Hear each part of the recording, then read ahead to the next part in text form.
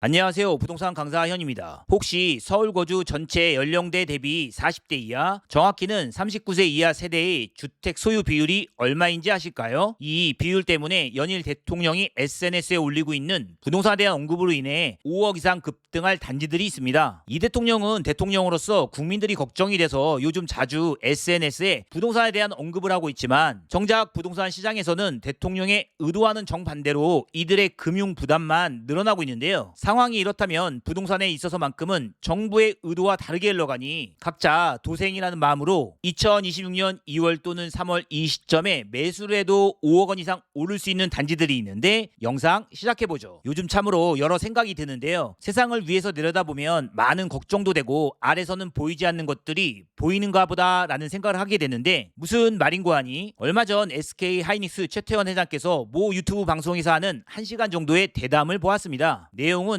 AI 시대가 도래했고 세상은 급변하고 있으니 하루빨리 지금 우리가 생각하고 느끼는 많은 것들을 바꾸어 나가야 한다라고 했던 말이 생각납니다. 요즘 하이닉스가 잘 나가서 그런가 방송에서 최태원 회장께서 하시는 말들 모두 귀에 쏙쏙 와닿고 특히 우리 경제 규모가 작아서 성장에 한계가 있으니 우리 경제 규모의 2배인 일본과 경제적인 통합을 하여 급속도로 최강국이 되고 있는 중국에 맞서야 우리가 살아남을 수 있다라는 말들이 참 귀에 와닿았습니다. 반면 한편으로 드는 생각은 참 결과가 좋으니 다행이다라는 생각도 하였는데 AI 붐이 일어나기 전 2023년 하이닉스는 영업이익이 마이너스 7조 원대였고 이때는 오히려 부도위기를 걱정하기도 하는 분위기도 있었고 최태원 회장의 개인사도 말들이 있었던 기억이 있었는데요. 지금이야 결과가 좋으니까 모든 게 좋고 또 이분이 세계적인 대기업 총수 자리에 있어 일반인들이 보지 못하는 정말 많은 것들을 보고 있구나 하는 생각이 들었습니다. 마찬가지로 이 대통령도 경기도지사나 국회의원으로 있을 때보다는 대통령이 되시니 부동산 시장 정상화를 시켜야 한다는 여러 가지 생각이 들어 SNS를 통해 부동산에 대한 언급을 하시는구나라는 생각이 들었죠. 그런데 대통령의 생각은 순수히 국민들을 위한 SNS이겠지만 과연 대통령의 생각대로 부동산 시장의 정상화가 될까요? 아니면 부동산 시장은 대통령의 선한 의도와 달리 다른 방향으로 흘러갈까요? 그 대답은 서울 40대 이하 세대의 주택 소유 비율에서 찾을 수 있는데요. 더 들어가 보죠. 지난 2월 발표한 국가데이터처 국가통계 포털에 따르면 2024년 기준 전국 39세 이하 무주택 가구 수는 361만 가구였고 이 중 서울 39세 이하 주택 소유율은 19.7%라는 통계가 발표되었습니다. 즉 서울 거주 40세 이하 세대 정확히는 39세 이하 82%는 무주택 상태로 서울에서 거주하고 있다는 뜻인데 아주 쉽게 말해 이들은 현재 서울에 전세 내지는 월세로 거주하고 있다는 뜻이죠. 개인적으로 39세 이하 서울 주택 소유 비율은 30에서 40% 정도는 된다고 생각했었는데 이번에 접한 18%는 생각했던 것보다 낮은 수치여서 적잖게 놀랐습니다. 헌데 이것을 돌려 생각해보면 당연한 것이죠. 왜냐하면 젊은 세대는 자본을 빠르게 축적하기가 매우 어렵습니다. 젊은 세대는 단기간에 월급이 늘지 않죠. 나이를 먹고 시간이 흘러 그 분야의 전문성을 가져야 소득은 점점 늘어납니다. 그래서 젊은 세대가 서울에서 자산을 축적하기까지는 전월세에 거주하는 경우가 많고 그래서 진정 이들을 위한다면 이들이 자산을 축적하기 전까지는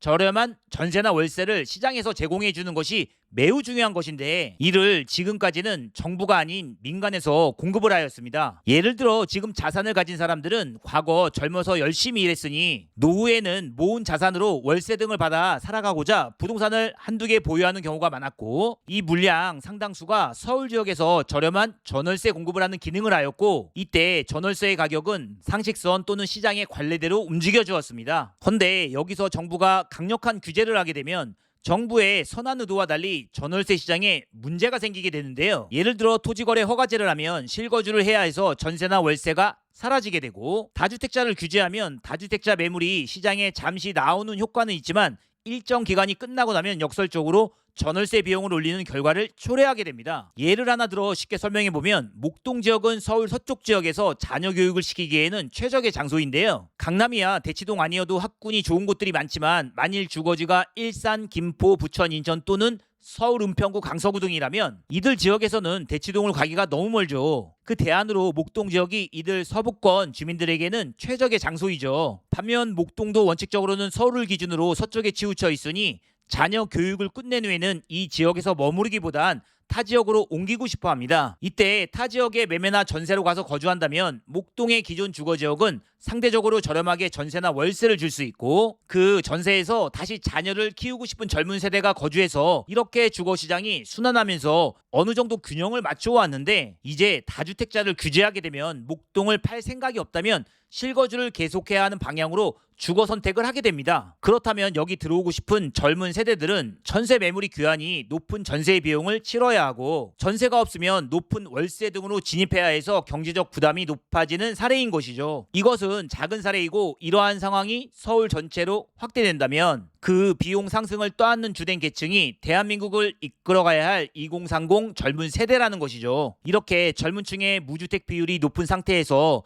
정부가 이들에게 서울의 우수한 주거 환경이 있는 곳에서 저렴하게 주거를 공급하지 못한다면 정부의 선한 부동산 규제로 인한 결과는 전월세 급등, 다시 부동산 가격 상승으로 이어질 가능성이 매우 높습니다. 이런 상황에서 정부의 방향이 바뀌지 않는다면 우리는 각자 도생에서 이러한 규제의 움직임이 계속될 때 내 집 마련의 기회로 삼으면 좋고 이런 움직임으로 인해 5억 이상 오를 단지 설명 출발합니다. 먼저 대통령과 정부의 생각은 모든 국민은 한 세대당 한 개의 집을 가져야 한다라는 생각을 피력했다고 볼 수 있기 때문에 한 개의 집만 가진다면 당연히 살기 좋아야 합니다. 살기 좋다는 뜻은 직장과 주거지가 가깝고 학군도 좋으며 주말에 잠시 쉴 때 잘 만들어진 공원이나 강변이 있으면 좋을 듯하고 인근으로 백화점이 있어 문화시설도 누릴 수 있으면 좋을 듯하며 요즘 인기 있는 신축 아파트이면 좋겠지만 신축 아파트가 아니어도 신축 아파트가 될 수 있는 단지였으면 좋겠습니다. 그래서 선정한 첫 번째 단지는 분당 순회동 양지마을 금호아파트인데요. 이 아파트는 이 대통령이 보유한 아파트로 잘 알려져 있죠. 위의 모든 조건이 충족되는 말도 안 되게 주거 환경이 좋은 아파트입니다. 대통령은 이 단지에 큰 평수를 보유하고 있는데 큰 평수의 가격은 비쌀 테니 과거에 비해 많이 오른 가격이지만 그래도 순회 양지마을 금호아파트 34평 언제든 진입해도 아주 좋은 단지입니다. 두 번째, 정부는 이제 곧 장기보유 특별공제를 없앤다거나 종부세 세율 인상이 뒤따를 듯한데요. 이 장기보유 특별공제 문제와 종부세 인상은 강남의 고가주택 보유에 큰 영향을 미치게 됩니다. 그래서 만일 장기보유 특별공제 혜택이 축소되고 종부세율이 인상된다면 당분간은 강남 고가주택의 선호도가 떨어질 것인데요. 대신 고가주택이 아니면서 세금에서 조금은 자유로운 단지들은 괜찮을 듯한데요. 이에 추천한 단지는 강남구 1원동에 있는 푸른마을 24평이고 이 단지는 1994년 준공 930세대로 아담한 단지이죠. 강남구에서는 비교적 가격이 저렴한 단지이지만 1원역이 바로 코앞이고 초등학교, 중학교 학군도 너무 좋습니다. 마지막으로 정부의 입장은 부동산에 대한 대출은 거의 변동이 없다는 것인데요. 더 시간이 지난다면 아예 부동산 대출 자체가 사라질 수도 있을 것입니다. 그렇다면 너무 고가 아파트보다는 대출을 크게 일으키지 않으면서